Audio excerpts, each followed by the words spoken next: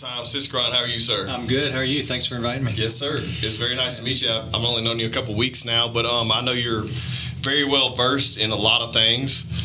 Veteran, also, you also are really big into CrossFit. Yeah. And then urologist as well. That's right. So, well, how did you get? Let's talk about this first before the health and fitness run. How did you get into urology? Well, I never wanted to be a doctor. I grew up with a dad who was a physician. He's a pathologist, and I have a lot of memories from my childhood going up to the hospital on the weekends when he would be doing frozen sections, which consists, for those who don't know, of cutting up body parts, that you get through surgery, cutting up thyroids, cutting up whatever, cancers, looking at them under the microscope to diagnose diseases. That's what pathologists do. Okay. They also do autopsies, and when a limb is amputated, it'll come down to the pathology lab, and they have to do gross section on it. And I remember seeing these things, and it just kind of grossed me out. I didn't like blood. The hospitals stink. Anybody would ask me, "Are you going to be a doctor like your dad?" I was like, "No, thanks." I always had an interest in physics and building things and really taking things apart.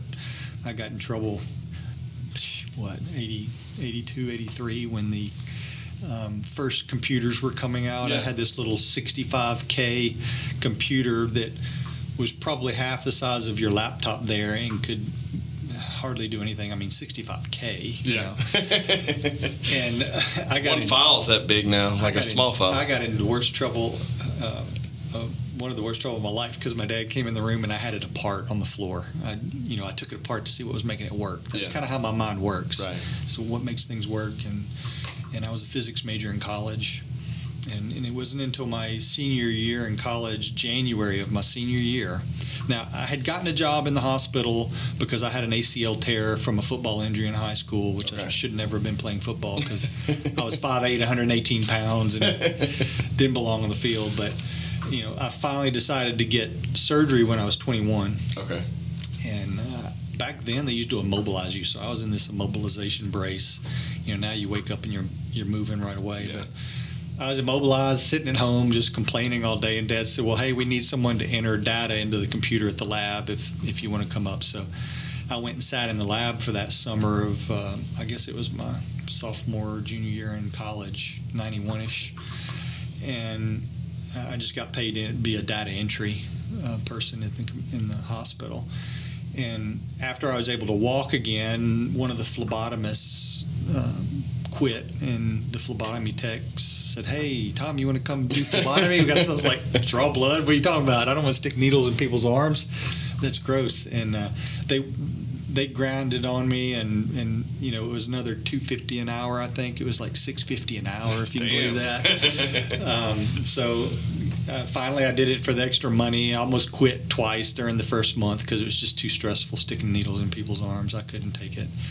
But I stuck with it, ended up really enjoying it. It was a weekend and summer job for the next 3 years, all the way to my senior year in college, when I was getting ready to go off to Washington University in St. Louis for my engineering master's, because you got a physics degree from Centenary at the time, and then you transfer your credits to Washington University or some others. I had a full ride scholarship to WashU. Okay. And I went up there to visit, checked out the room, got my assignment, saw my professors, was getting a tour of the facility, and something just didn't seem right. Every room I went in, there were people sitting there pecking on the computer, and it was dimly lit rooms, and no one was personable. And just on the ride home, I just was thinking, this isn't what I want to do. And I loved the hospital by that point and helping people. And some of my best memories of patient care come from my phlebotomy days. I mean, things that'll bring tears to my eyes if I tell the story. Yeah. And I came home, and I remember going into my dad's office. He was sitting there pecking on his computer, and I said, "Dad, I've been having some funny thoughts lately." And at that, he turned around and looked at me with his glasses on the end of his nose, and like he was waiting for whatever I was going to say. and I said, I think I want to go to med school rather than physics. And he was like, "Wow, I thought it was going to be something serious." Yeah. And he was like, "Do it." I was like, "But I've wasted all this time on physics in college." And he's like, "Do it, whatever." He never pressured me. Yeah. But he said, "Do what you want to do." So I stayed an extra year and went into medicine, and the rest is history. That's how I got into medicine. So it was kind of, getting into medicine wasn't what I wanted to do. Once I got there, I knew I had to be involved with cutting and fixing. I mean, it's just my personality. You're either a thinker or you're a cutter in medicine. You know, it just thinking about problems and prescribing medicines never has appealed to me. Gotcha. I like instant solutions, steel heels, you know, surgeon mentality. So I knew I wanted to be a surgeon. My first rotation was with the Air Force because I got a scholarship through the Air Force to med school. And that first month, it was in Wilford Hall down in San Antonio. I got my ass worked off. You know, general surgery residency is really, back then. Now it's really watered down, and I think there are pluses and minuses to that, but I think it's to the detriment of the physicians and the patients they're treating because you're losing a lot of experience with the watered down schedule. But, you know, we worked hard, and I kind of realized surgeons spend a lot of time in the emergency room on the weekends and at night, and a lot of time in the OR when they don't want to be. So very quickly in the first year, although I thought I wanted to be a heart surgeon or a trauma surgeon or something exciting. After you got over all the blood. After I got through being up all night Yeah. and realizing I didn't want to do that the rest of my life, that got X'd off pretty quick. So then I started looking into subspecialties, and ortho is awesome. I mean, I love ortho. You're cutting, fixing, drilling, and hammering, and that's just like being a carpenter for the body. Yeah. But they spent a lot of time in the OR and ER also at odd hours, and it just didn't speak to me. And then the other surgical subspecialties, my best friend went into ENT. He's now facial plastics, and you know, ENT just didn't appeal to me. It's just something about, you know, your nose and throat I didn't like. I didn't want to be an ophthalmologist, although monetarily that might have been a better option. A lot of my ophthalmology friends do very well, but so it kind of came down to just chance. It was an elective. I didn't really even know what urologist did. Really, I don't guess too much. But I took an elective because it was mandatory at that time. Nowadays, it's not. And at the end of that elective, I just realized all the urology residents were happy. Yeah. They were pretty much done with work at 5 o'clock. You can count on one hand the number of emergencies that bring you to the emergency room or into the OR on the weekend. You get to do a lot of cool stuff that's, you know, you can get as elbow deep into the body taking kidneys and bladders out, or you can do all office stuff and do vasectomies and prostate biopsies, everything in between. It's a really varied schedule. You're not just knocking on the door, patient after patient, saying, "Hey, how are you? I'm Dr. Siskron. What can I do for you?" Next. Right. You know, you see a patient like today. I saw a patient, I did a biopsy. I saw a patient, I did a scope. I saw a patient, I went across the street. You know, your day is so varied and always new, always interesting. And, you know, there's a lot of things in urology you can help people, and satisfies my instant gratification. Cut and fix, you know. You guy can't pee, you do a terp, and he's like, "I pee like a racehorse now," and you're the best doctor ever. And you know, it makes you feel good helping people, not just having we call it in medicine a stone garden. You know, where you're just cultivating patients and having them come back every 3 to 6 months and checking their blood pressure, which is still high, checking their diabetes, which still sucks. Writing them a new prescription, tell them to eat better, and you know, just next revolving door. That doesn't appeal to me.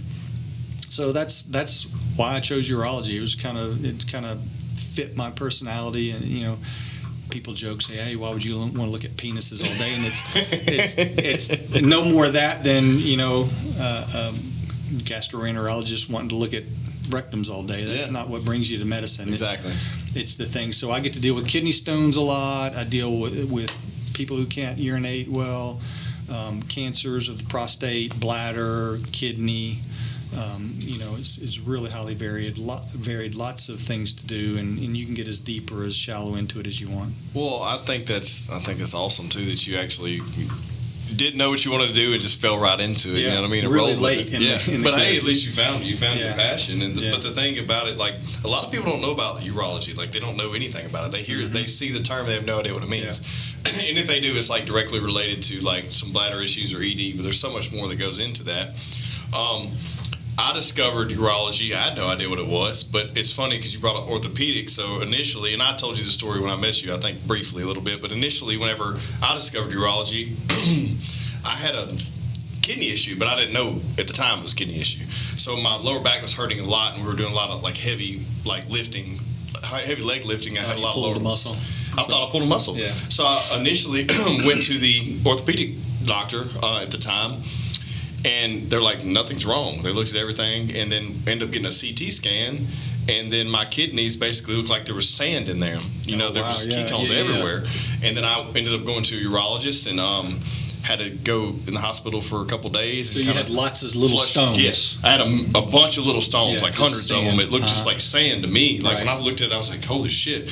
That's what, it's called like inflammation. Nephrocalcinosis, I think, is what you're describing. Okay. Well, it called inflammation. Basically, it caused inflammation and made my back hurt. And I was thinking it was a muscle issue. But it was because I was on a high protein, low carb diet, not getting enough fat, and not getting enough fluids. Yeah. And I found that out later, where I got off of all the supplements. I was taking too much, protein powders at the time. At the time, there wasn't much supplement stores. Things going to GNC and taking mixing it in milk. Yeah, probably getting tons of calcium. Too. Yeah, that too. Yeah, And so for that next year, rehabbing that, or probably 6 months rehabbing that, I would take the flush pills they provide and take a lot of water in, and I got to where everybody started making fun of me because I was a douchebag with a gallon jug. Yeah. But I was a douchebag with a gallon jug because I had a medical issue that I was trying to resolve, not because I was trying to look like the douchebag with the gallon jug. Yeah. You know what I mean? But it worked out to where it created a really healthy habit for me. This is actually, I had half of a gallon a day, and I'm working on going to a full gallon earlier. But it worked out to where it's a healthy habit, and I'm more body conscious. Now I was probably 22 at the time. I didn't know what the hell I was doing anyways. I was also drinking alcohol and partying all the time and working out, not getting a healthy diet. But I was low carbing, and I was cutting weight for fights. It was just a whole ordeal, man. Yeah. But that's how I discovered that industry, because I'd heard the term, but I didn't know what it meant until I had to visit that clinic and figure out that I had these issues going on. Right. My philosophy on water drinking, people ask me, of course, all the time, how much water should I drink? I say drink when you're thirsty. Yeah. Whether you believe in God and creation or evolution, one of the other two of those ways, our bodies were designed and work very well, just like every other animal on the planet. There's no other animal on the planet that has to look at his watch and decide when to drink or be told how many gallons of water to drink a day. The body works if you let it. The problem with our bodies is that our brains get in the way, and we have all these things we've developed artificially, which are not species appropriate diets, and we are not as a society on a species appropriate diet. Oh no, of course not. That's the problem. If we all were, and that's what I try to strive for, is eating like my ancestors before they learned how to make all this crap that we're eating. Yes. Well, and when you do that, it works. Let's talk about that, because that excites me. Because I've done quite a few different. I tried to do the little vegetarian stint just for a little while, just to try it out, knowing that I wasn't going to be with it long. Carnivore, I love it. I applied that for a long time, on and off. I enjoy that. I've done keto, done caveman. What are your thoughts? I guess, what are you currently doing, and then what do you prescribe? Like, if you would suggest something to someone who's tried everything? I'll ask you a question first. The things you describe: vegetarian, keto, carnivore, and caveman. What's the common thread among all four of those? Meat. No. Oh no, we're not vegetarian. Not. Low carb. No. Vegetarians often very high carb. Well, yeah, it's carb. Well, I guess not complex, but okay. Why do all of those create healthier humans? Whole food. There you go. Excuse me. Yeah. Creates healthier humans. Yeah. I should know this. I started just like every other American, stopping at 7-Eleven as often as possible, eating the honey bun and Coke. When I was in the Air Force, up in Utah, every morning I'd stop at the gas station and fill my 64 refillable jug with Coca-Cola, full sugar, and drink it all day, and I'd refill it on the way home. Yeah. And, it's not coincidental that I got a kidney stone, not too many years later, and still have a few tiny ones there that are there forever now that I've formed them. I had a horrible diet, and I've got a picture on my phone and on my Instagram somewhere that I like people to see of me sitting holding a French fry, my dad gut hanging out. I was destined to be the typical American in his 50s. I'm 51 now, with metabolic dysfunction and or diabetes, depending on your genetics, how soon you're going to get it. But right. it's a continuum. It's not a, like turning on that light switch on and off, diabetes, no diabetes. It's a continuum. Just like someone who's pregnant, a woman who's pregnant, she's pregnant from the moment she's pregnant. Even though she can look totally unpregnant and do whatever she was doing, she's pregnant. Yeah. It's only later in the pregnancy that you start seeing and modifying behaviors and things start working differently. That's a very interesting comparison. I like that. That's what diabetes is. And people think diabetes is just this switch that comes on. Oh, my doctor says I got diabetes now. No. You've had diabetes for a long time. You've had metabolic dysfunction and insulin resistance for a long time. And I was on that slide. I was sliding right into the cesspool, just where all of America's swimming right now. And incidentally, that's why they're dying of COVID. A lot of them, the first 250 deaths in Caddo Parish, I had the privilege of looking at their charts. And although the death certificates only listed a 35% incidence of diabetes, they actually was 60% of them had diabetes. Okay. There's a 41 average BMI of the first 250 deaths. So this virus is preying upon metabolic dysfunction. It's not attacking healthy people. That's why I have zero fear from the virus, and I recommend anybody who's afraid of this virus just start eating healthy and exercise. But anyway, so I was heading down that path, and I got introduced to CrossFit in 2012 after a divorce. It was when I was at my lowest of lows in all ways in my life. It's not something that I wanted at age 42, but it happened, and I quit working out. I used to just do the typical bro sessions, back and body, chest and tri, legs. I've been guilty of that as well, and that's how we worked out when through the 90s, but once I got introduced to CrossFit and realized, hey, this makes me feel good, it makes me look good, I feel better. And when you're in the CrossFit community, you start picking up other people's habits and it's advertised, quit drinking the Coke, quit eating the honey buns. Let's talk about whole foods. And it's this culture of health that draws you in, and you realize how healthy it is. And then I had the privilege of meeting and getting to know Greg Glassman, the founder of CrossFit. He invited me and Ken out to California to get trained. He paid for us to be trained as an L1. We were the first 2 physicians he trained in the L1 MD program. That's awesome. I didn't know that. That's amazing. We were invited out in September of 2018. The first official CrossFit MD L1 was, I think, in January or so of the next year, or maybe a month or 2 after we did.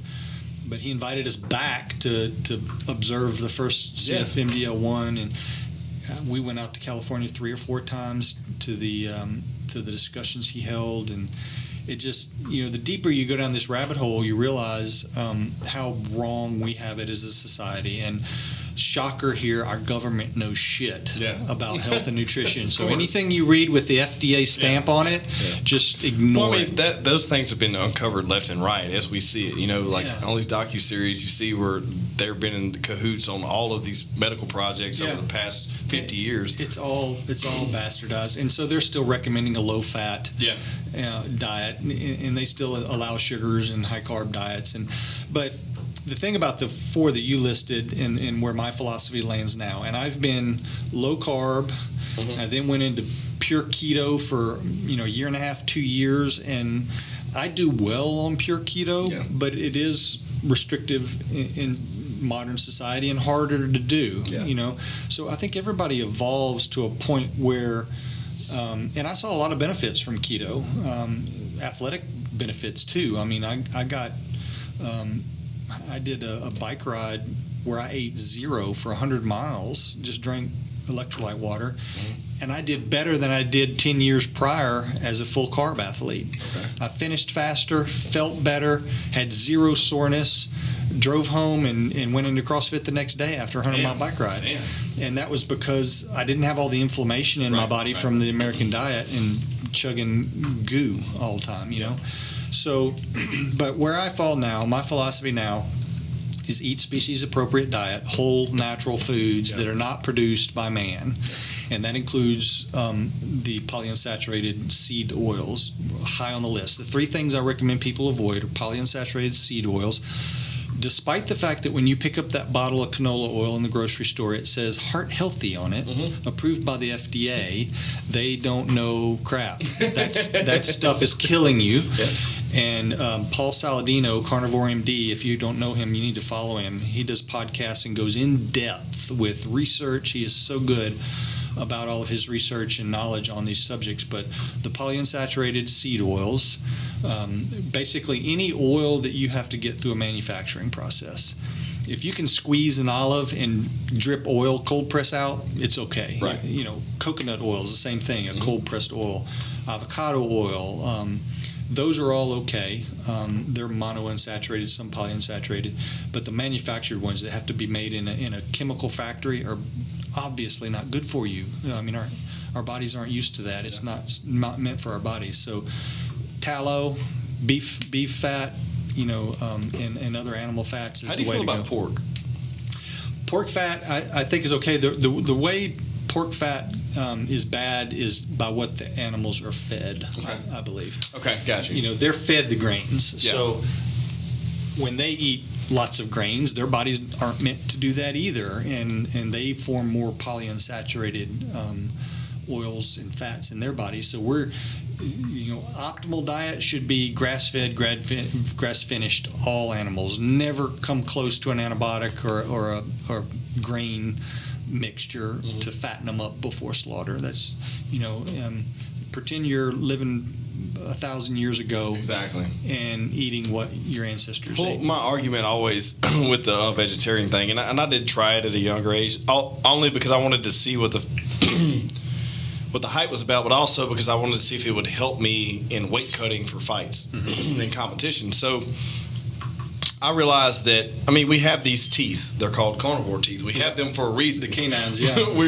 We're supposed to eat meat, right?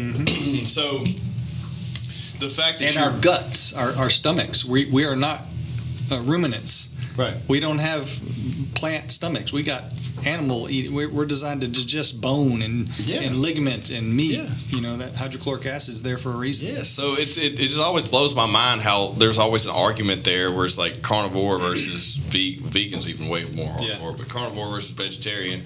And my thing is like I enjoy a good green vegetable, but at this point in my life, I've realized and I have no knowledge to the extent you do, but that after trying all these things, whole food's the most important in my opinion. Like if it grows or it can walk around, eat it. If you can kill it, pick it, or fish it. Yep, exactly. In its natural form. Now, my favorite argument for vegetarians, and if you like vegetarian diet because you don't want to kill animals, so be it. Right. But it's not the optimal human diet. It's very hard to get all the nutrition. It's very hard to get the number of calories. And even the nutrition that they claim you're getting is not the optimal form for digestion and metabolism in the human body. Again, Carnivore MD goes into detail about all that. The different isomers of different vitamins, some of them don't work in the human body, and you can eat it all you want. It's not going to be the optimum. Yeah. So you go to a vegetarian convention and a carnivore convention, you're going to see 2 different types of people there. Yeah. You're going to see a lot of wispy, thin, string bean, skinny vegetarians because they're malnourished. Yeah. I hate to tell it to them, but they are. And my answer to that is, if you want to claim that humans are meant to be vegetarians, you come with me. We'll go out into the wilderness of North Louisiana in the swamps, and we'll live there for a couple months. No Whole Foods produce section. You can eat what you can pick, and we'll see who lives longer. You're not going to pick very much. You're not going to pick very much. You're going to be eating snakes and turtles and fish, and you're going to be eating meat, to survive. Yeah, and that's a very good point. And because that is the way humans evolve. That's a very good point, and because survive. no matter the climate, no matter the area, wherever on earth you want to go. Meat. Wherever on earth you want to go, I challenge a vegetarian to go there and survive without the Whole Foods food section. Right. Without something that was shipped here for you for your access. Now, that's not to say humans don't eat plants. Of course, we eat plants. Right. We've learned which plants we can eat and which we can't. A lot we can't. A lot more we can't than we can. And the ones that we can, a lot of times we can now because we've genetically changed them. Mm-hmm. Tomatoes were poisonous before humans crossbred them. Did you know that? No shit, I did not know that. Tomatoes are nightshades. I hate tomatoes, so everyone who's listening, there you go. Tomatoes were poisonous fruits of the plant until we crossbred out the poison. And there's a lot of things that we eat now because we've crossbred them and bred out the poisonous components through crossbreeding. It's the only reason we can eat them, or because you cook them. Yeah. A lot of people, if they eat a raw potato, they'll get sick. It's not good for our stomachs. We have to cook it to break down the thing. So, you go out into the wilderness anywhere in the world you want with a vegan and a carnivore and see who does better. Yeah, you're right. I mean, that's the ultimate answer as to what's the optimal human diet. It's funny. You'll have to look back or listen or watch the show with me and Lindsay Persico, and she went up into the Arctic, the Canadian Arctic, and had to live for a solid month, and they dropped off a moose carcass. Yeah. And she survived off of it. Yeah. And that was it. There was no knives, there was no guns, nothing. Fat, organ meats. Exactly. Organ meats are very important Yeah. in human evolution and I think for health because they've got all the nutrient dense. We weren't meant, when you hear carnivore, people say, I don't want to just eat steak all the time. Well, that's going to result in some deficiencies as well. Yeah. If you do nothing but eat steak, that's not healthy. Mm-hmm. You've got to get other nutrients. Are you a liver guy? I have a liver in my freezer. Yeah. A bison liver that I just have to chop up into portions. I take the supplements of the desiccated liver. It's the most nutritious substance on the planet. It is animal liver. It's got everything the human body needs to survive. Just taste like shit, man. Yeah, I'm going to cut into about 3-ounce portions, and I'm going to try and get into a habit of eating at least 3 ounces of liver every day. But it's eating organs and fat and then muscle meat. The indigenous tribes, when you go live with them or investigate them, a lot of times they give the muscle meat to their dogs. And that's what we put on a pedestal. That's what we put on the pedestal. They go after the liver, the heart, the pancreas, the kidneys. That's what's prized in the indigenous communities throughout the world. Whether you go to the Arctic and they're just killing whales and eating seals all the time, they don't throw those organs away. That's the brain. They eat everything. They eat everything, nose to tail, and that's what the optimal human diet is nose to tail eating. With plants, there's a supplement. Occasionally you're going to come across an apple tree and you're going to engorge the tribe on apples. But that's seasonal, and it's not that often. Yeah, that's very I've never thought about it in that. You got to think of plants also. That's very interesting. A thing that Paul Saladino also explains very well is plants don't want to be eaten, right? Yeah. Animals don't want to be eaten either, but they can bite, they can run, they can fly, they can squirt things in your face, they can stink like a skunk. I mean, they have various mechanisms to prevent you from catching and eating them. What does a plant have? Nothing other than their chemicals. And plants are loaded with chemicals to prevent animals, including humans, from wanting to eat them. Most plants on Earth we cannot eat will either kill us or make us very sick. Okay. The things that we can eat, if it's natural, like apples, it's because the plant wants us to eat it. Why does the plant want us to pick its apple and eat it?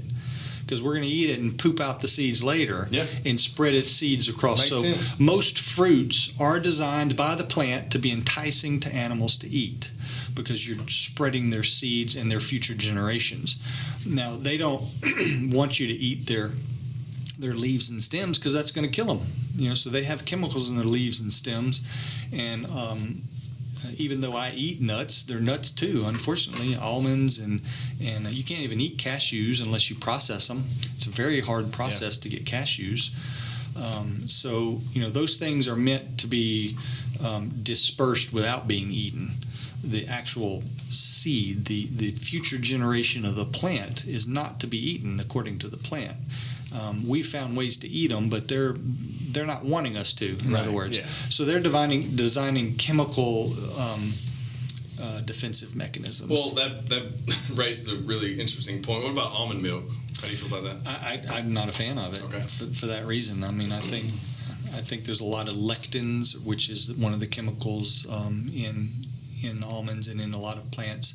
And Paul Saladino has full podcasts on this, and he goes into detail about how all of these things can disrupt the lining of the gut, the gap junctions, the tight junctions in the gut, which are supposed to be sealed. It also disrupts the flora of the gut, and so it can cause inflammation in the gut, and things can leak into the interstitium of the gut.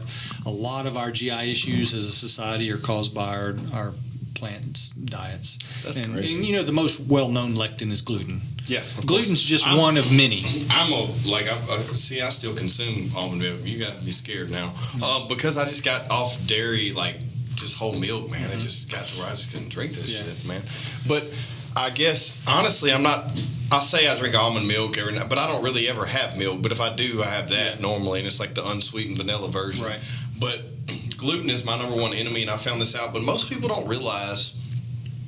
I'm glad you brought this up earlier, and I'm pretty much seasonal at this point with my diet. Like, I feel like if you look back in nature, like those animals go into hibernation, they start consuming more carbs and more fat, and they get ready to gain some weight and hibernate. I feel like I'm that type of person now. During the winter and the colder months, I consume more calories, and in the warmer months, I'm more carnivore, pretty much, and not even consuming any types of rice or potatoes or even that much vegetables. It's just a lot of meat, and it leans me out. But I feel like in the winter months, I do consume a little more of those things naturally, and I figured out what's worked. But I'm a huge advocate against gluten.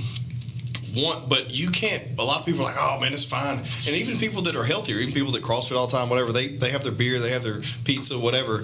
But once you get off of it for longer than like a month, and you feel the difference, and then you try to eat it, and you feel how big of a pile of shit you feel like. Funny story. Just this past week, I told you before we started recording that I went on vacation last week, and I went down to the Virgin Islands and ate whatever, it's very rare that I do that, but I had ice cream and I had bread, and it was just no holds barred, and so you just don't feel right. There's something wrong with your gut and the way you feel, and you're more lethargic. And then I came home, and when I started eating the normal things I eat, steak and fattier type foods, I was having some GI issues, if you know what I mean.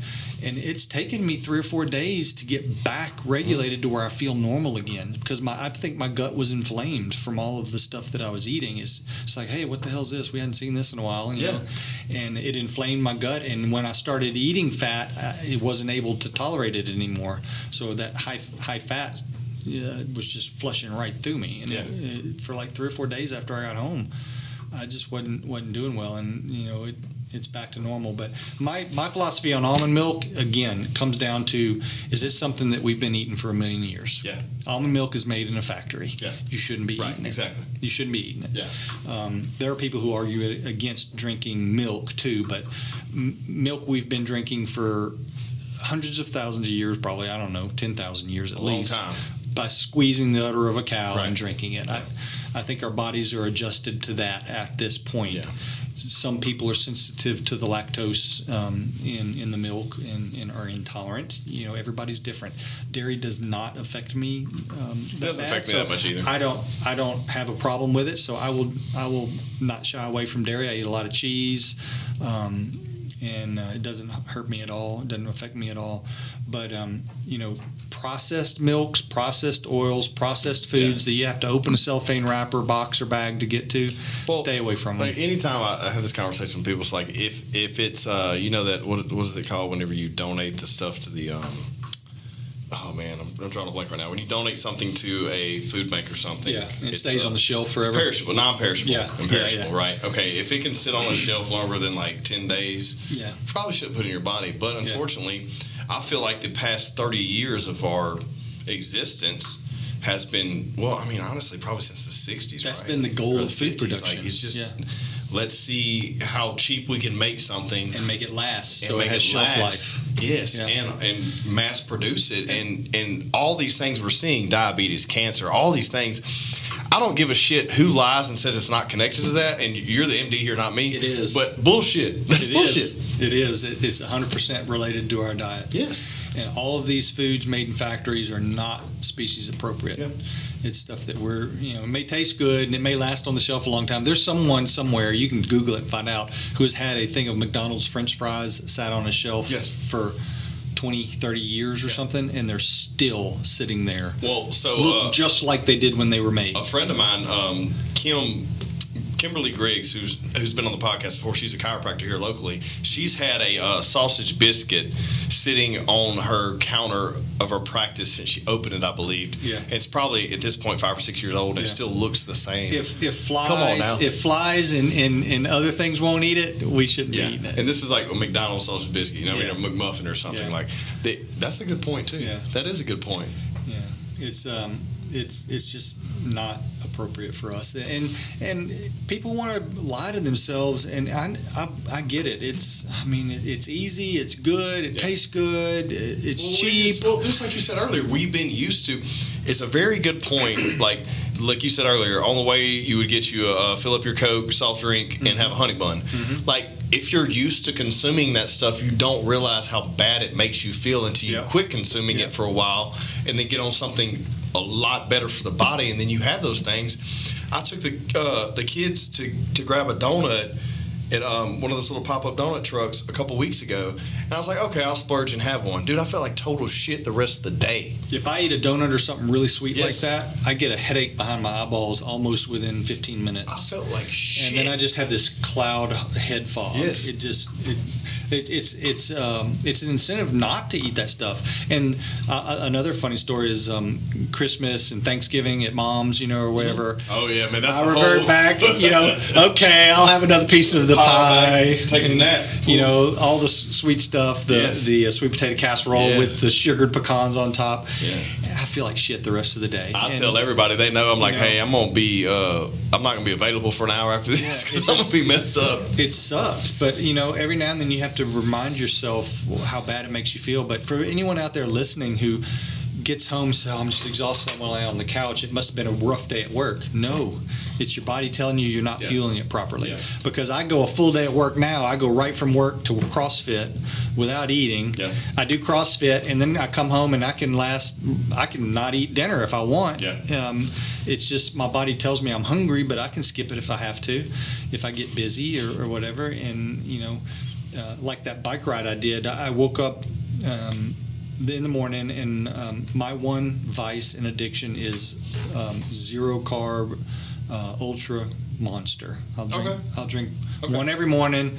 Often I have one in the afternoon too, but that's the one thing that I wish I didn't put in my body that I do.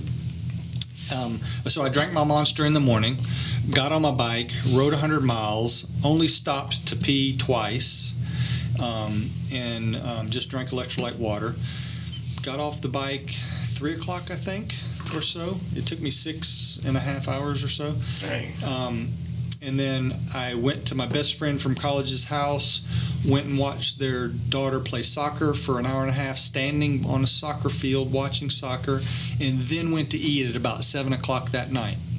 So I had not eaten anything from the night before, having ridden 100 miles, and I was perfectly fine. Yeah. Now, by the time I got to that, my computer watch said that I'd burned 7,000 calories. I believe it.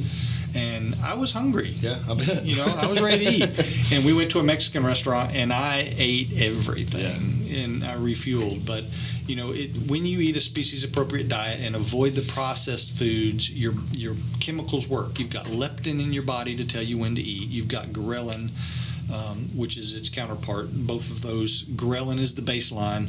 Ghrelin is the eat more hormone. Okay. And it's the base hormone. It's when all else fails, it's going to work.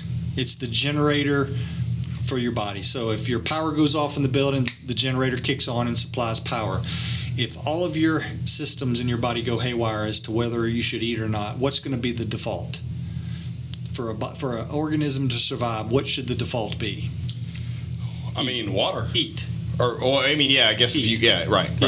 Yeah. Water, you're always going to be thirsty if you get low. But if you're debating whether or not to eat and your systems are askew, the baseline hormone is ghrelin. It's always going to make us want to eat. It's always being produced. The thing that suppresses it is leptin. Okay.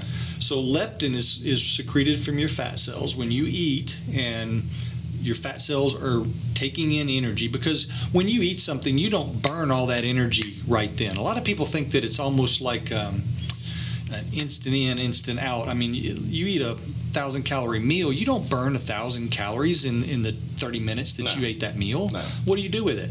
Store it. Store it. Yes. Some of it gets burned immediately just to pick your fork up off the plate. Right. Some of it goes into blood glucose to float around. A lot of it goes into glycogen storage, which is short-term, easy access storage through glucose. The rest of it goes into fat storage. You're storing fat every time, and then the protein gets broken down and eaten. What protein you don't use at the moment, and you can only use a certain amount of protein in a day. I think it's 0.4 grams per kilogram per day or something like that. Don't quote me on that number, but you can only process so much protein in a day, and that's why you had your stones, is because you were eating excessive protein, which your body couldn't process. It was converting to glucose and or excreting in the urine. And so what protein you don't use, if you're on a high protein diet, gets converted to glucose also through gluconeogenesis, and then that gets converted to, some of it gets converted to fat if your glycogen stores are full. So you're storing fat when you eat, whether you like it or not. It's a delicate balance. Yeah. And when your fat cells take in energy, they release a hormone called leptin. Leptin goes back to the brain and says, okay, we are in energy input mode. We don't need to eat anymore right now. Okay. So let's suppress ghrelin. So that's the eat less hormone. Leptin suppresses ghrelin, you eat less. Well, then that leptin wears off, and what happens? Your ghrelin comes back up. So it's this delicate, beautiful dance of the hormones. I just love how the body works. Well, I've never heard it broken down like that, but it makes sense. It works. So the problem is when you become insulin resistant, you're storing more fat than you should. That's why insulin resistant people keep getting fatter and fatter, because they're storing more energy than they should. And you're always producing leptin.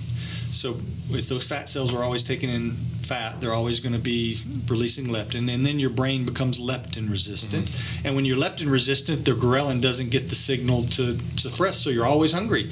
And that's why people who eat a high carb diet or eat junk food are always hungry. That makes sense. It makes sense. I used to be that way. Yeah, I mean, we've all been there. I've been there too. Yeah. Previous to my health, try to healthy life, but basically, it does make sense, and it's very interesting how those people, it takes so much. You're talking about someone who's overweight. It takes so much for them to lose it. Yeah. And then they plateau because they have to jump over these huge hills to get their body functioning like it should be. Right. And who knows how long it's been in that state? 20 years. Yeah, it takes a long 10 time years, to lose it. 15 years. Who knows? And then you have to go leaps and bounds and make drastic changes and stay that way for a while before you before it starts functioning how it should. And then and a lot of times people who try to lose weight, the obese, they do it the wrong way. They try to be calorie restrictive. Mm-hmm. The body does not tolerate calorie restriction, period. My philosophy is eat when hungry, eat until full. Okay. I try to eat like a wolf. But whole foods. Whole foods. Yes. Species appropriate diet. Yeah. That's the key. Yeah. A wolf doesn't go up to a kill and say, I'm just going to eat a little bit today. I'm going to save the rest for tomorrow. He engorges until he cannot eat anymore, and then his body works. He stores the energy he can't process. His leptin suppresses ghrelin until everything's done, and then a day or two later, the ghrelin will start coming up, and he'll start looking for another kill. That's the way it works. Sure. Yeah. And so I love that. Now, I used to be on that hamster wheel too. I would have to eat every 2 hours something. I used to too. I have a power bar in my pocket. I used to do that. I always have something. Yeah. Power bar, bagel, breakfast with grits and toast and eggs. This is during residency particularly. They actually made fun of me in my residency chief roast because don't get in the way of Tom and his food, because I had to have something every 2 or 3 hours or I'd start getting a headache. I'd just get ravenously hungry. And I just don't get those sensations anymore. I'm the same way. I eat probably 4 times a day. And for me, that's perfect. Some people say twice. See, and that's great. And I'm working my way to that, but I'm going from 7 times a day to 4. Yeah. Because I was on that bodybuilder diet. I probably just eat bigger portions than the weight cut diet. And now it's like I eat a lot, eat a decent sized breakfast, eat a really big lunch, I eat something small before a workout, and then I eat a pretty decent sized dinner. Yeah. And that small before workout typically is something that I know I'm gonna fucking CrossFit so hard that I'm not gonna throw up. Yeah. So it's usually like a handful of grapes or something, right? And if you're honest with yourself, that may be a habit. Yeah. Are you maybe. really hungry? I don't know. I just feel like I may need that added, fuel because I'm about to kick my ass. A lot of our intake these days is just habit. Yeah. And that's what I get so aggravated about. Is like it's constantly available food. Who instilled that you have to have? Who named it breakfast, and why do you have to have it? I can tell you that. And lunch and dinner. Please tell me. Breakfast is the most important meal of the day. Exactly. Bullshit. Was a marketing from Kellogg's. Yeah, I believe it. Who was what's the name of the church? Christian Science? No, Seventh-day Adventist, I believe. Okay.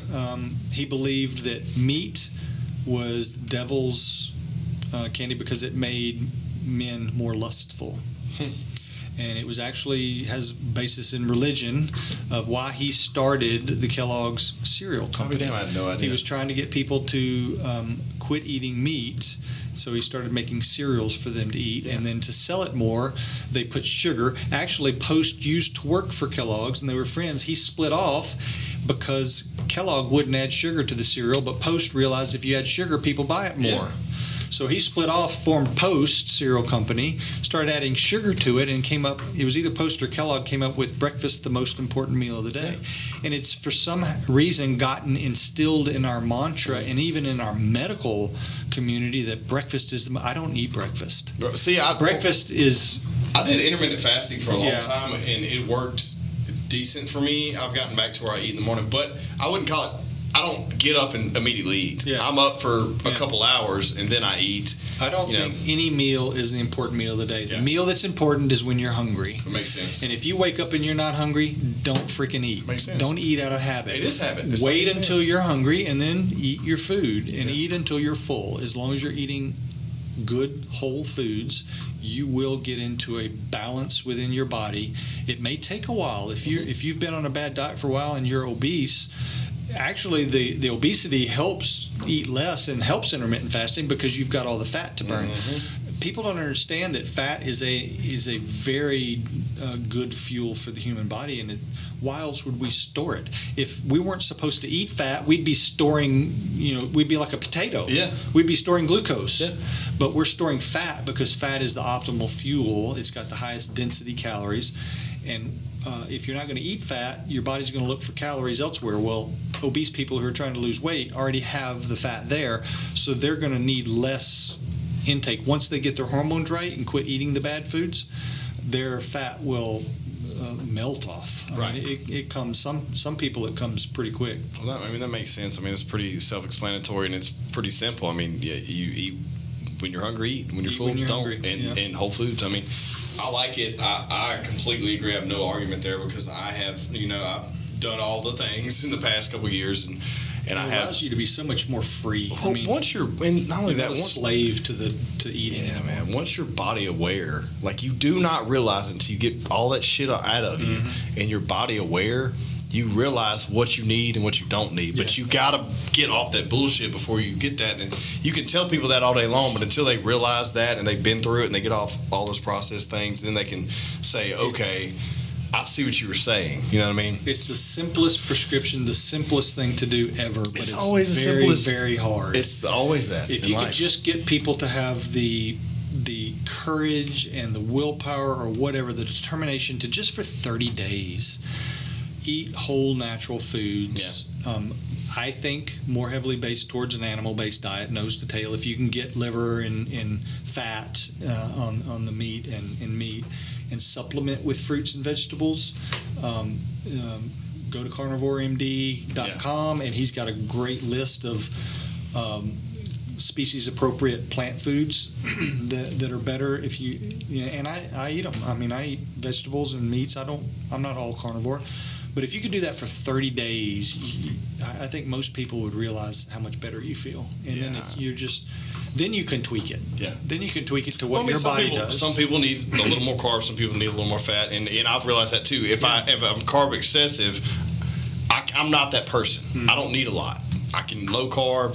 I have maybe probably 30 grams a day, maybe. Yeah. You know what I mean? Yeah. And that's I'm good. Yeah. Some people may need 80. Some people may only need 10. You don't know. And your cravings will change. I mean, I used to crave sugar and sweets and all the time, but now I crave fat. When I get a craving, it's usually the crispy fat on a brisket or a ribeye steak. I mean, that's what I crave. Yeah. I don't crave the sugar anymore, like tequila. donuts. I don't know. I always crave that. But no, man, I get it. Well, let's talk about man. We've done a stint on dieting. I love it. Let's talk about CrossFit a little bit, man, because I know you're passionate about it. I'm just now back in the CrossFit community. I've been out of it for a few years, but I'm fresh back into it, and I'm loving it. My body's reshaped. I'm getting mobility back again.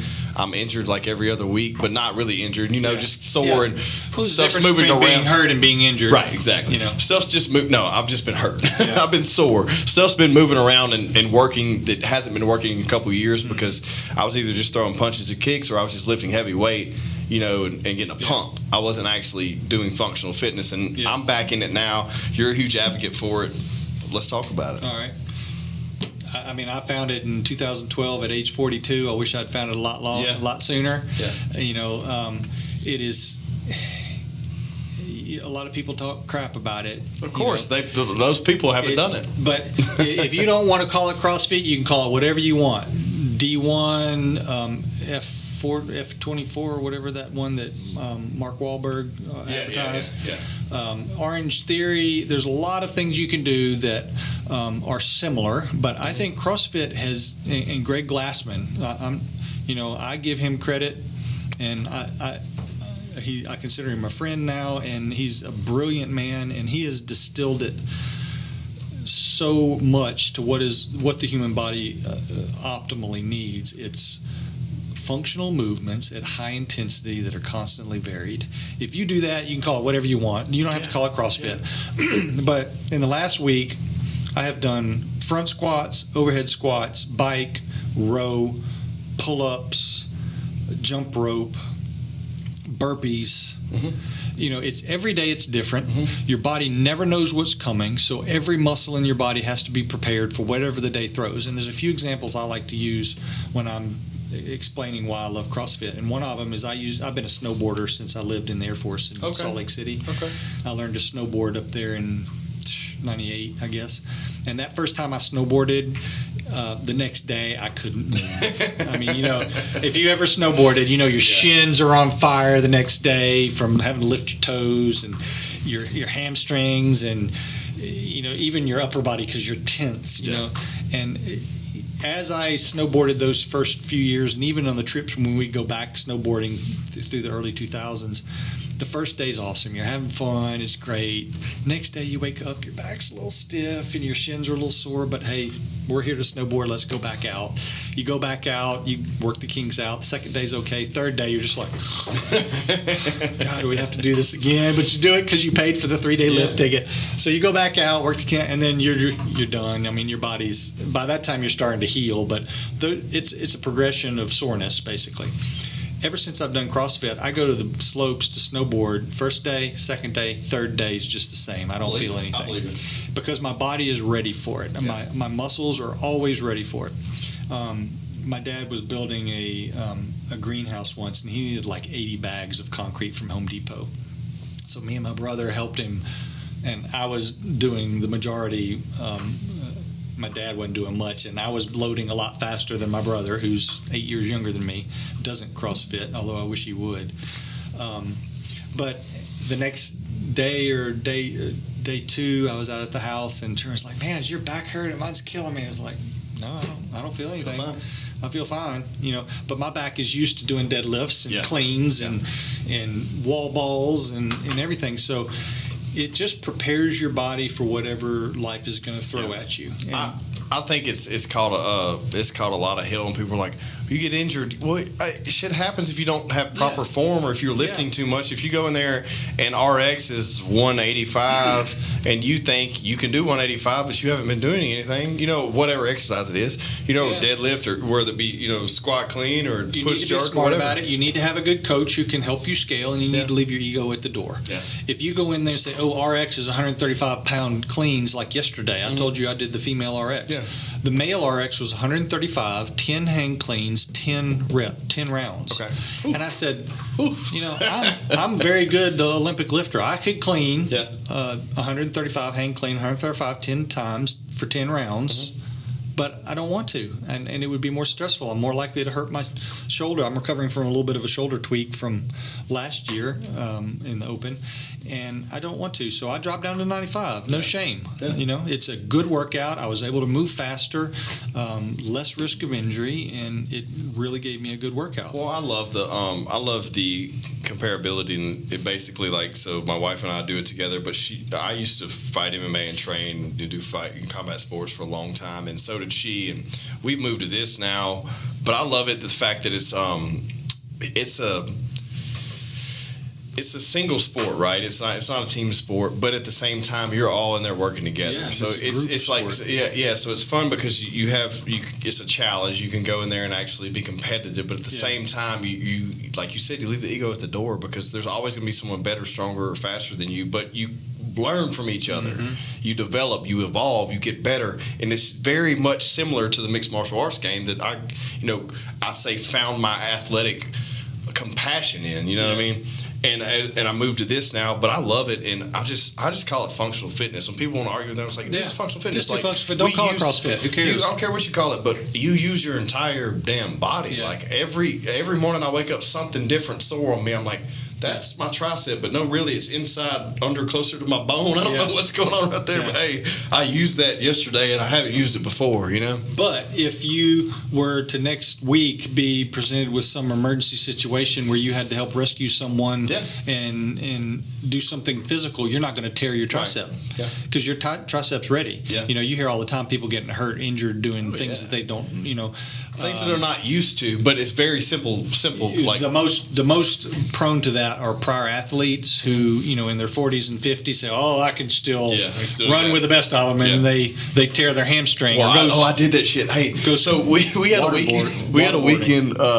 It's a few months back, and I was just now getting back into CrossFit, and we did a track exercise. My wife and I did because we were down south and there wasn't a gym around, so it was like, we'll just do a track exercise. Well, we sprinted, and I was like, shit, I'll smoke her ass. And I got on that last 100. We were doing like 100 meter sprints, and we were cycling out. And dude, I swear I almost ripped my hamstring. Like I had to like kitchen knife it out, basically, scrape it out. And if your muscles aren't used to, and your tendons, more importantly, if your muscles and tendons aren't used to the work on a regular basis, stressing them on a one-time rare occasion is going to put them prone to injury. And a thing that happened to me last year, as I was wakeboarding out on the Red River with Ken, and I came down a little bit wrong, and I felt a tweak in my hamstring. If I had not been a CrossFitter, no doubt in my mind that would have resulted in a horrible tear. Yeah. But my muscle and ligaments were strong enough to prevent that massive injury and to just tweak it. Yeah. And that's the way all of my injuries are now, is I get tweaks, which is normal. I mean, anybody who's working out, you're going to get tweaks. It's not... but if you get in there and you haven't worked out in a while and you try to do snatch at 135 pounds, you're going to tear your rotator cuff. Yeah. You got it. Your rotator cuff's going to take a long time to get repaired, to get prepared for that type of work. And just don't rush into it. Stay light. Use just the PVC pipe if you want. If that's all you want to do, don't use weight at all. To figure out your mobility, My 76-year-old mom CrossFits. Really? That's awesome. I got her into CrossFit. Hell yeah. She's so cute because she has like a little kettlebell that weighs 6 pounds, and she has a little 4-pound she's doing weight. Something though. She's moving her body. Exactly. And you can't tell me that that's not more healthy for her than sitting on the couch so she doesn't get hurt. No shit. That's what's hurting America, is sitting on the couch. It's the cost of not working out. We are in this huge. We're going through a pandemic, or on the tail end of it. We're in a huge pandemic of being unhealthy. That's we what have been for 50 years. That's what I tell everybody. This is a pandemic of metabolic health. No shit. It's not COVID. It's not the virus. This is in my opinion, for a healthy person, this is a cold virus. Yeah. And I have not had one physician who I've discussed this with who's been able to show me an actual case of an actual healthy person. Oh, but there was a 50-year-old guy in here who died. Well, what's his lab? Oh, well, he weighed 300 pounds. Yeah. Okay, show me a healthy person again. And people don't understand that just because you're 40, 50, 60, whatever, and have never been to the doctor or not on any medications, that does not mean you're healthy. This means you're not. It means you you're haven't not aware. discovered why you're not. Exactly. You know, the people who are dying from this disease are metabolically unhealthy, almost. I mean, I haven't found one yet. I go to Indiana to work in the hospital, and I pulled up 20. And it's all on my Instagram. I pulled up 20 patients, and I go through one. I joked on there. I'm looking for that healthy COVID patient. Right. Diabetes, heart disease, obesity. It's just not. They're not there. Nobody healthy is dying from. And I've got a dear friend whose wife is the godfather of my child, whose brother tragically died from it. And he was healthy. He wasn't on any meds. And I was like, I bet you he was metabolically unhealthy. I bet you he was insulin resistant. Well, I mean, and just didn't know it. There's so many people that aren't diagnosed because they hadn't been to the doctor. So many, just like how many people catch cancer at the tail end and they're stage 4 and they die within 3 months of catching it because they've been saying something's wrong, but I'm not going to the doctor for fucking 2 years. Like a lot of times. You and me, I would not have any reservations whatsoever of a COVID positive patient coming in here and coughing in this room. Yeah, I wouldn't either. We would have no problem for it. Yeah. We might get a little cough, a little sniffly nose, and go on with our lives. I had it very early on. I lost my taste and smell. That's the only way I know I had it. I have not been tested for antibodies I'm not sure if I've had it. I haven't discussed this on the show, but fuck it, I will. I'm not sure if I've had it at all. I know I've been around people that's had it. Yeah. I know that I have not been tested, nor have I been vaccinated. I don't have any qualms or disagreements. I'm not going to argue with anybody about it. I know I felt fine. I've been around people who've had it. I've still felt fine. I haven't lost my taste or smell. Maybe if I did have it, it disguised itself as a sinus infection, but I have those. Probably you have, and there's a lot of people who have innate immunity. Yeah. And for whatever reason, your body produces antibodies. You may have been exposed to a similar cold. Yeah. Coronavirus is a cold virus. That's where it comes Right. from. All cold viruses are coronaviruses. Mm-hmm. I believe this one's been modified. People can argue that. No, I mean, but I think there's plenty of evidence to show it's been modified and was released out of that lab either accidentally or on purpose. Yeah. But it's at base a cold virus, so it does what cold viruses do. It goes around a lot. I mean, we all know colds spread easily. If you're around someone with a cold and you touch your nose, you're going to get it. Of course, it does. But this one has a particular, that spike protein is very inflammatory. We know that it causes all the inflammation in the endovascular system. It's a lot of COVID patients are having heart attacks and strokes and clotting disorders after the vaccine started being released, because it's just spike protein, which is the inflammatory component of the virus. Right. One of the hospitals in town almost ran out of the anti-clotting agent because so many people were coming in with clots after the vaccine. People don't want to discuss this because everybody's supposed to get vaccinated, right. But the fact of the matter is if you're healthy, you don't have to worry about this. Yeah, if anybody's out there afraid of the virus, just get healthy. Eat a whole foods, species-appropriate diet, and exercise. Well, that's another thing. Don't hide and not expose yourself to sunlight and the natural vitamin D. They're things that we need, don't be deficient. But I think, to everyone who wants to argue, everyone wants to wear a mask and be cautious. That's fine, but a lot of times those people that are scared shitless are the ones that are unhealthy. Like even subconsciously, these people I've ran into that talk about it, they're so scared of it. It's the ones that are unhealthy. They know that they're unhealthy, but they're not doing anything about being unhealthy. That's the bigger fucking problem here. Yeah. It's not the virus. It's not politics. It doesn't matter about that. Yeah. Our fucking country is unhealthy, and we need to do something about it. That's right. That's what this virus has exposed is the utterly horrible state of our overall health. And like you said, even the doctors that I get into discussions with about this virus, most of the ones who are really scared of it are unhealthy. Yeah. They got the big gut, and you can tell that they're probably either diabetic or insulin resistant on their way to full-blown diabetes. Well, to talk about something else that's medically relative here, let's talk about a little bit of your profession before we wrap up. Urology wise, specifically prostate issues, prostate cancer, and erectile dysfunction, because those are huge problems in the male population that are sometimes people are just embarrassed to discuss. Yeah. Well, the first thing I'll say about BPH, or benign prostatic hyperplasia, it's an overgrowth of the normal tissue of the prostate. The prostate is a sexual function organ. It produces PSA, prostate-specific antigen. Its only purpose on life is to produce that material, which liquefies the semen. So when you ejaculate, it comes out as a coagulum, so it can be deposited where it's supposed to go in one clump. But as it sits in a cup, and fortunately for everybody else, not everybody in my profession, I have to occasionally let it sit to examine. It liquefies. It's not something that's pleasant, but it's part of the job. It becomes like water. And the reason it becomes like water is because of PSA. PSA is an enzyme, protein enzyme, that breaks down the bonds in the coagulum, and it liquefies it so the semen can swim out and go where they're supposed to go. Okay. So that's the only reason it's in the body, is to produce PSA. By design, I wasn't consulted in the design process. The urethra goes right through the center of the organ, unfortunately. Okay. Because the on switches at puberty with testosterone production, the organ starts growing from about the size of a little grape to the size of a walnut normally, and the urethra is right through the center of it. There's no off switch. So as we age, the prostate continues to grow under the stimulation of testosterone's byproduct, dihydrotestosterone, and that causes the prostate to, throughout our lives, continually grow. About 70% of men, because of that growth process in their lifetime, will experience some slowing of the urinary stream.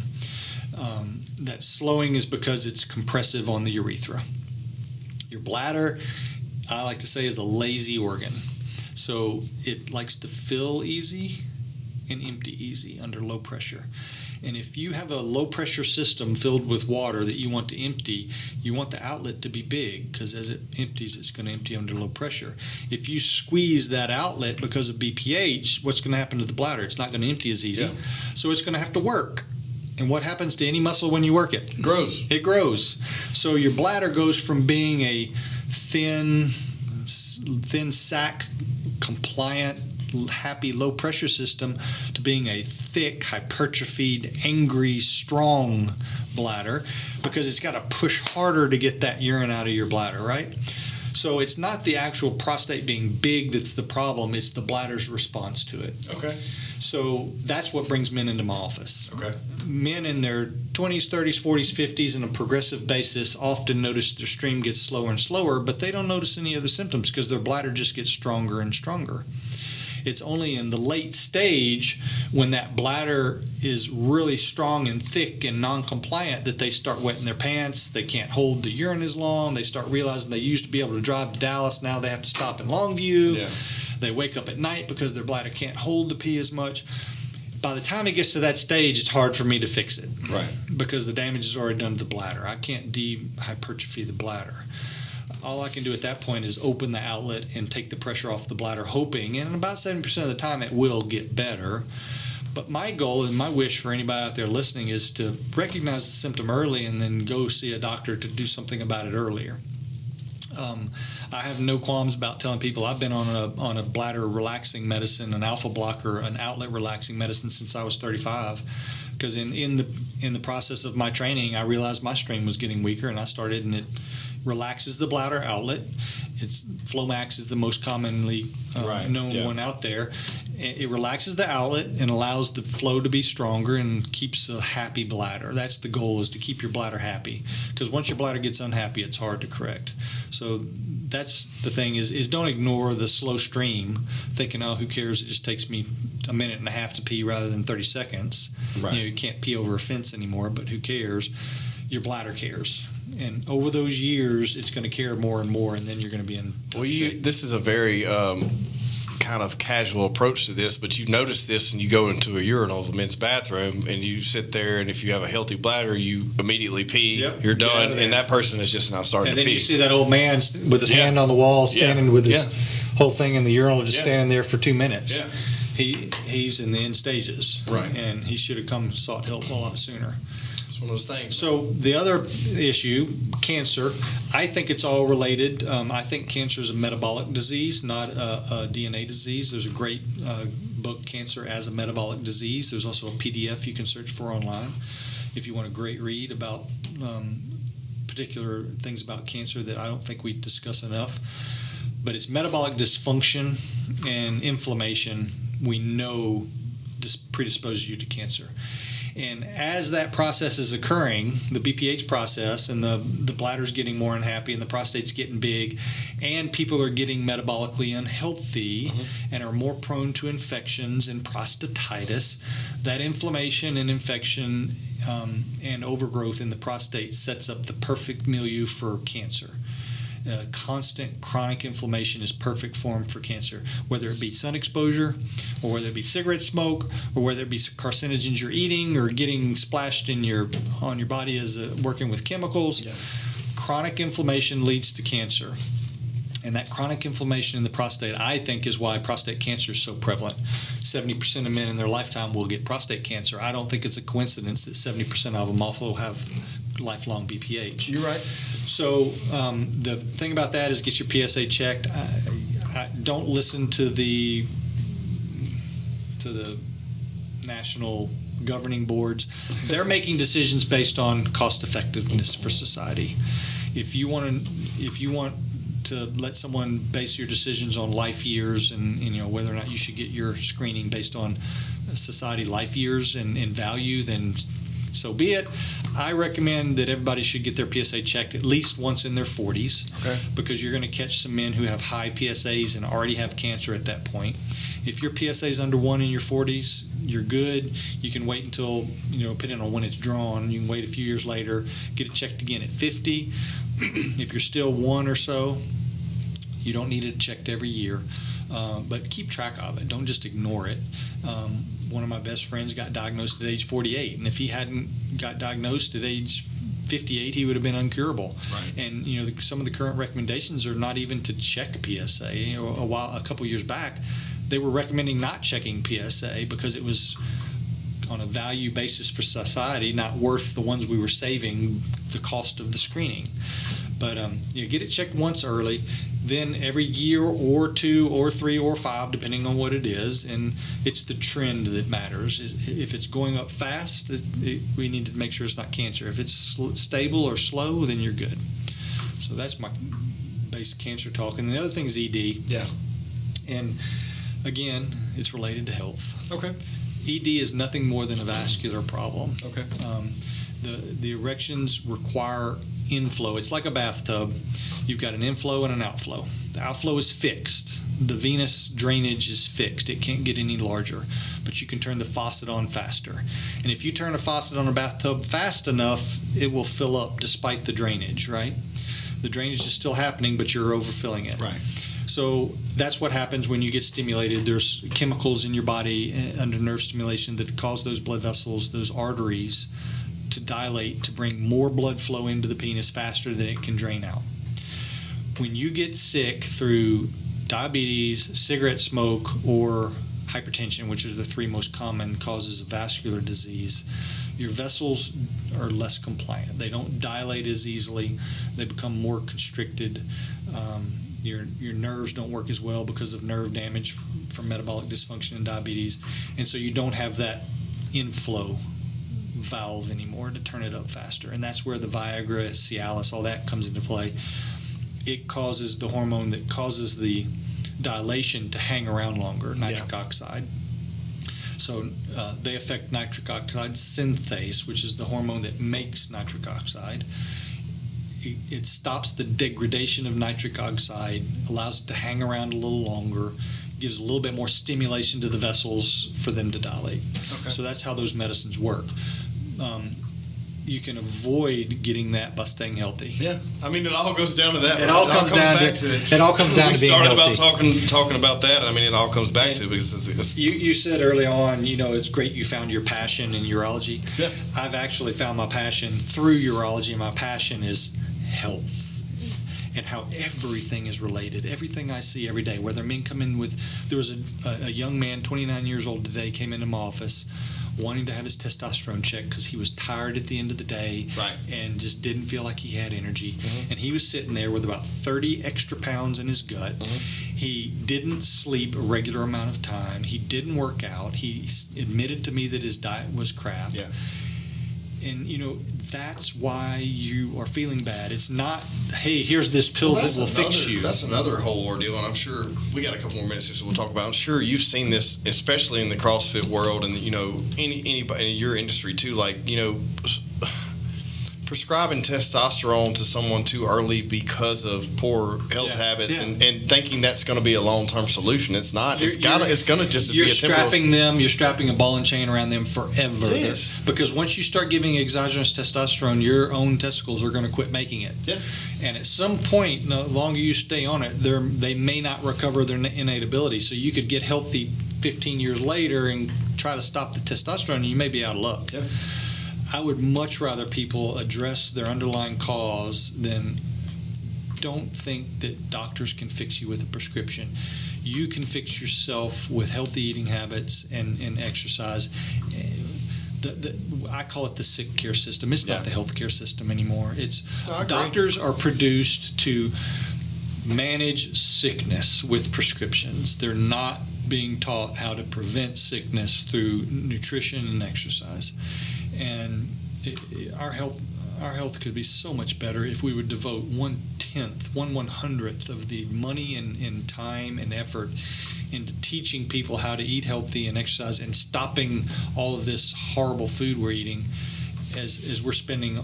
I mean, Obamacare was supposed to fix everything, right? It's supposed to save us money. Where are we? It's been 10 years now, and we're still on this trajectory of being broke from healthcare expenditure within the next 10, 15.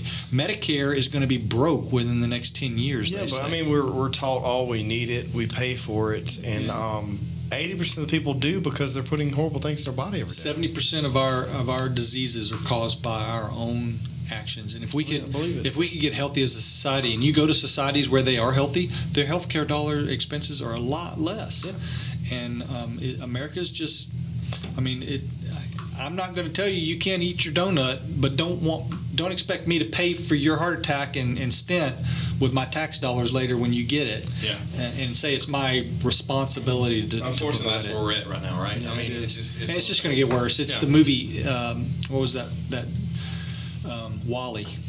WALL-E. Do you remember WALL-E? All those people driving around in their little scooters, they're all obese, drinking their sodas. That's America now. That's America. You're now. right. And we're headed that way, unfortunately. Well, I think it's good that you are part of the movement for the health. Not only just as most doctors charging the windmills. Yeah, just most doctors are just prescribing stuff. And you're actually giving people valuable information, not just sitting there writing a prescription. I try through every patient that comes through my office gets the nutrition sheet, and I talk about being active, exercising, and eating whole natural foods, and that's the answer. It's not me prescribing a medicine or performing a procedure on them. Well, any last words, man? I think we've summed up a lot today. No, I think that's good. Had a good discussion. Awesome, man. Well, everyone, please subscribe to the podcast. Thank you, Tom. Good to see you. Appreciate it.